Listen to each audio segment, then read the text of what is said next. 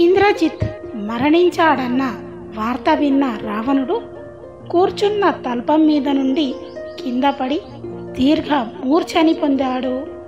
తరువాత ఆయన, నా కుమారుడు ఇంద్రజిత్ ఎవరి చేత సంహరింపబడనివాడు ఇవాళ ఇంత దారుణంగా మరణించాడు. ఇంకా నాకు ఎందుకీ జీవితం?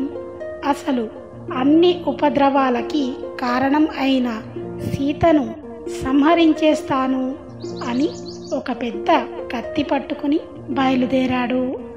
ఆగ్రహంతో తన వైపుకి వస్తున్న రావణుడిని చూసి సీతమ్మ వణికిపోయింది.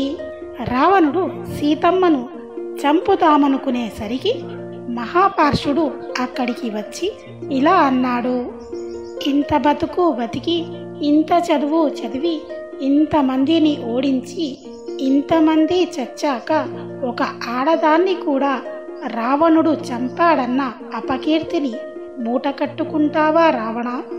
నువ్వు మగాడివైతే యుద్ధం చేసి రాముడిని చంపు, అంతేకాని ఆడదాని మీద ఎందుకు నీ ప్రతాపం అన్నాడు. అప్పుడు రావణుడు, రేపు అమావాస్య, రేపు రాముడితో యుద్ధం చేస్తాను అని అంతఃపురానికి వచ్చేశాడు. మరునాడు రావణుడు విరూపాక్షుడు, మహోదరుడు, మహాపార్షుడు మొదలైన రాక్షస వీరులతో యుద్ధానికి వచ్చాడు. ఆ యుద్ధంలో విరూపాక్షుడిని, మహోదరుడిని సుగ్రీవుడు చంపాడు. మహాపార్షుడిని అంగదుడు చంపాడు. తన ఇంటి గుట్టును రాముడికి చెప్పి ఇంతమంది రాక్షసుల మరణానికి కారణమైన వాడు ఆ విభీషణుడు అనుకుని రావణుడు శక్తి అనే అస్త్రాన్ని విభీషణుడి మీదకి ప్రయోగించబోతుండగా లక్ష్మణుడు బాణములతో ఆయన చేతిని కొట్టాడు. ఆగ్రహించిన రావణుడు ఆ శక్తిని లక్ష్మణుడి మీద ప్రయోగించాడు. అప్పుడు ఆ శక్తి లక్ష్మణుడి వక్షస్థలం నుంచి దూసుకుపోయింది. వెంటనే ఆయన మూర్ఛపోయి కింద పడిపోయాడు. అప్పుడు హనుమంతుడు లక్ష్మణుడిని ఎత్తి తీసుకెళ్లి రాముడి దగ్గర పెట్టాడు. అప్పుడు రాముడు అన్నాడు, నా చేతిలో నుంచి ధనస్సు జారిపోతుంది, మంత్రములు జ్ఞాపకానికి రావడం లేదు. ఏ దేశానికి వెళ్ళినా భార్య దొరుకుతుంది, ఏ దేశానికి వెళ్ళినా బంధువులు దొరుకుతారు, కానీ తోడపుట్టినవాడు మాత్రం జీవితంలో ఒక్కసారే వస్తాడు అని బాధపడ్డాడు. అప్పుడు హనుమంతుడు, రామ, నువ్వు బెంగ పెట్టుకోకు, లక్ష్మణుడిని ఎలా బతికించుకోవాలో నాకు తెలుసు అని మళ్ళీ ఆకాశంలోకి ఎగిరి హిమాలయ పర్వతాలని చేరుకొని అక్కడున్న ఔషధ పర్వతాన్ని తీసుకొచ్చాడు. అప్పుడు సుషేణుడు ఆ ఔషధులను లక్ష్మణుడి ముక్కులో పిండాడు. ఆ ఔషధుల వాసన తగలగానే లక్ష్మణుడు మళ్ళీ పైకి లేచాడు. ఇంకా నేను యుద్ధం చేస్తాను ఈ రావణుడితో అని రాముడు ముందుకి బయలుదేరాడు. ఆ సమయంలో ఆ యుద్ధాన్ని ఆకాశంలో నుండి చూస్తున్న దేవతలు, దుర్మార్గుడు దుష్టుడు అయిన రావణుడు రథంలో ఉండి యుద్ధం చేస్తున్నాడు, మహానుభావుడైన రాముడు భూమి మీద నుండి యుద్ధం చేస్తున్నాడు అని అనుకున్నారు. అప్పుడు ఇంద్రుడు తన సారథి అయిన మాతలిని రాముడికి సహాయం చెయ్యమని చెప్పి తన రథం ఇచ్చి పంపించాడు. అప్పుడు ఆ మాతలి రాముడితో, రామ, ఇంద్రుడు ఈ రథాన్ని పంపించాడు, దీనికి ఆకుపచ్చని గుర్రాలు కట్టి ఉంటాయి, పూర్తిగా కాల్చిన బంగారంతో ఈ రథం నిర్మింపబడినది, ఇందులో అక్షయ బాణ తునీరాలు, ఇంద్రుడు పట్టుకున్న గొప్ప ధనస్సు ఉన్నాయి, మీరు ఈ రథాన్ని ఎక్కండి, నేను మీకు సారథ్యం చేస్తాను, శ్రీ మహావిష్ణువుని గరుడు వహించినట్టు నేను మీకు సారథ్యం చేస్తాను, మీకు ఇవ్వమని చెప్పి ఇంద్రుడు ఈ శక్తి అనే ఆయుధాన్ని ఇచ్చాడు, దీన్ని మీరు స్వీకరించండి అన్నాడు. రాముడు ఆ రథానికి నమస్కరించి దానిలోకి ఎక్కాడు. అప్పుడు రాముడికి రావణుడికి ప్రచండమైన యుద్ధం జరిగింది.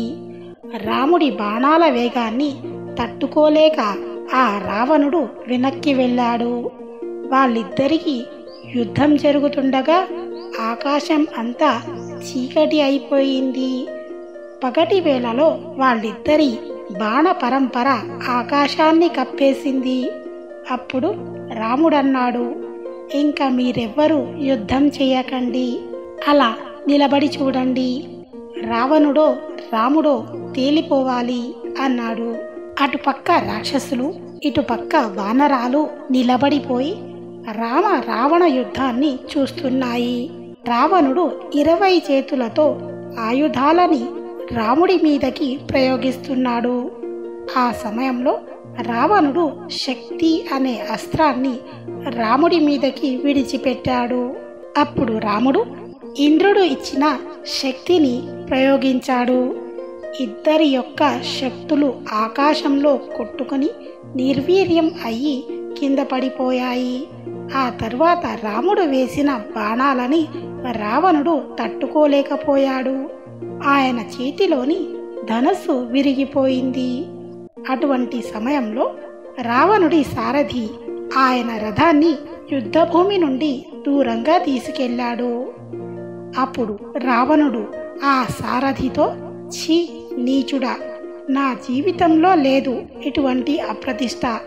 యుద్ధభూమిలో ఉండగా నా తలలు తెగిపోయినా పర్వాలేదు, కానీ నువ్వు రథాన్ని చాటుకు తీసుకొచ్చి దాచావు. నువ్వు శత్రువుల దగ్గర లంచం తీసుకున్నావు కనుకనే ఇలాంటి పని చేశావు, నిజం చెప్పు అన్నాడు. అప్పుడు ఆ సారథి, మీ దగ్గర ఇంతకాలం పనిచేశాను, ఇప్పుడు ఒకరి దగ్గర లంచం తీసుకొని మిమ్మల్ని అవమానించాల్సిన అగత్యం నాకు లేదు. రాముడి బాణపు వేడి చేత గుర్రాలు శోషించిపోయాయి. మీరు తిరిగి ఆయుధాన్ని ప్రయోగించలేని నీరస స్థితిని పొంది ఉన్నారు. అందుకని మిమ్మల్ని రక్షించుకోవలసిన బాధ్యత సారథిగా నాపై ఉంది. అందుకని నేను రథాన్ని వెనక్కి తెచ్చాను. అంతేకాని ఒకరి దగ్గర లంచం తీసుకుని మిమ్మల్ని తేవలసిన అవసరం నాకు లేదు. మీ సేవలో ధన్యుడను అవ్వటానికి నీతికి కట్టుబడిన సారథిని నేను అన్నాడు. అప్పుడు ఆ రావణుడు, నేను నిన్ను ఎన్ని మాటలు అన్నానురా సారథి, నువ్వు ఉత్తమ సేవకుడివి అని చెప్పి తన చేతికున్న స్వర్ణ కంకణాన్ని తీసి సారథికి ఇచ్చాడు.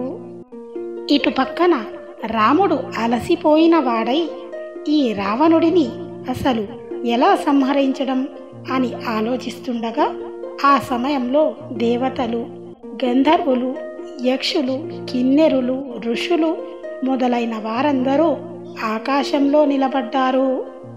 అందరితో పాటుగా వారిలో గబగబా అగస్త్య మహర్షి వచ్చి, రామా, ఇప్పుడు నేను నీకు ఆదిత్య హృదయం ఉపదేశం చేస్తున్నాను, దీనిని నువ్వు స్వీకరించు. ఇది కానీ నువ్వు పొందావా ఇక నీకు ఏ విధమైన అలసట ఉండవు. ఈ పరమ మంగళమైన ఆదిత్య హృదయాన్ని నువ్వు చదువుకో, నీకు రక్ష చేస్తుంది అని చెప్పి ఆదిత్య హృదయాన్ని ఉపదేశించాడు. మరి ఆ తర్వాత జరిగిన రామాయణ కథను మనం నెక్స్ట్ ఎపిసోడ్లో చెప్పుకుందాం. వీడియో నచ్చితే లైక్ చేయండి. మీరు లైక్ చేయడం ద్వారా వీడియో మరింత మందికి చేరే అవకాశం ఉంటుంది. వీడియో నచ్చితే తప్పకుండా అందరికీ షేర్ చేయండి. మరిన్ని మంచి వీడియోస్ కోసం మా ఛానల్ని సబ్స్క్రైబ్ చేసుకోండి. సెలవు మరి. జై శ్రీరామ్, జై హింద్.